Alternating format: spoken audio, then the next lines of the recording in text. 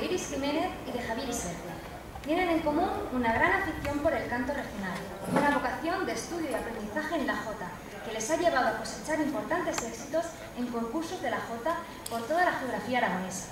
Cabe destacar por parte de Javier el último y quizás más importante hasta ahora. Lo conseguía a finales del mes de junio, en la televisión, por el programa Dándolo Todo Más de Aragón Televisión, donde tras 16 programas de competición se alzaba con el premio de la semifinal y la gran final.